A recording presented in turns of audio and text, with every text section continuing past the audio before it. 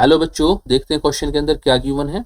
A 0.1 kg mass is suspended from a wire of negligible mass. The length of wire is 1 meter and its cross sectional area is 4.9 into 10 to the minus 7 meter square. If the mass is pulled little in the vertically downward direction and released, it perform SHM with an angular frequency of 140 radian per second. If the Young's modulus of the material of the wire is this P into 10 to the power 9 newton पर metre square, find the value of P. हमें value of P बतानी है कब, अगर हमारे पास एक मास है, ऐसे हमने उसको लटकाया हुआ है और ये मास कितना है 0.1 kg, और जो हमारा इसका वायर का मास है नेग्लिजिबल है, ठीक है, और लेंथ क्या है इसकी 1 मीटर है, यहाँ से यहाँ तक लेंथ हमारी कितनी 1 मीटर है, और क्रॉस सेक्शनल एरिया जो हमारा गिवन है वो कितना है 4.9 इंटू 10⁻⁷ मीटर स्क्वायर गिवन है। अगर हम इसको थोड़ा सा नीचे की तरफ खींचते हैं, थोड़ा सा नीचे की तरफ खींचते हैं और छोड़ देते हैं, तो ये क्या करने लगता है SHM, simple harmonic motion show करता है विद एंगुलर फ्रीक्वेंसी कितनी 140 रेडियन पर second. If the Young's modulus, और यंग्स मॉडुलस हमें क्या दिया हुआ है P इंटू 10⁹ न्यूटन पर मीटर स्क्वायर। हमें इस P की वैल्यू को कैलकुलेट करना है, हमें P बताना है, ठीक है।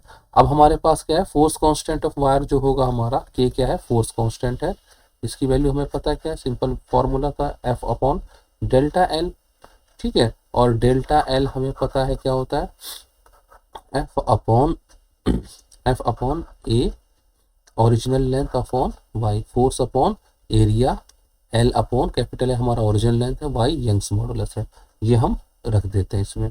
तो F अपॉन डेल्टा L की जगह मैं क्या रख देता हूँ FL ओवर AY, ये ऊपर चला जाएगा, तो हमारा क्या निकल के आया, हमारा ये निकल के आ गया YA ओवर L निकल के आ गया बच्चों। और जो ओमेगा होता है हमारा एंगुलर फ्रीक्वेंसी क्या होता है √√K/m, ठीक है, बिल्कुल स्टैंडर्ड फॉर्मूले हम यूज़ कर रहे हैं। Y अब K की वैल्यू मैंने पुट कर ली, ठीक है, YA ओवर LM।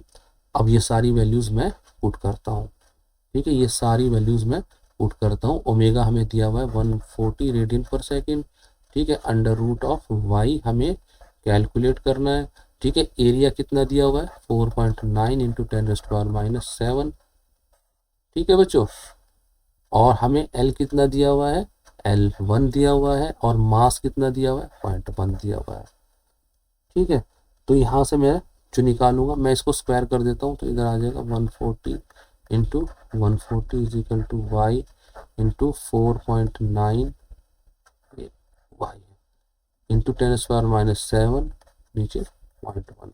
तो यहाँ से हमारा जो यंग मॉडुलस निकल के आ जाएगा 140 मल्टीप्लाई 0.1 4.9 10⁻⁷। इस पॉइंट से ये पॉइंट गया 7 7 जा 49 और 7 ये आ गया हमारा, फिर 7 तो 40 ये हमारा आ गया, तो हमारा आ गया 400 अपॉन 10⁻⁷, ठीक है।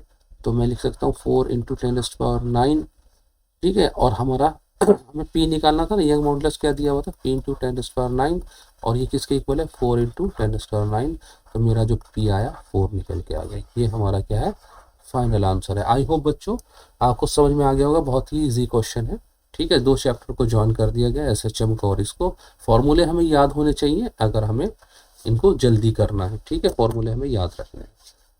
आई होप बच्चों आपको समझ में आ गया होगा। Good luck, goodbye, thank you.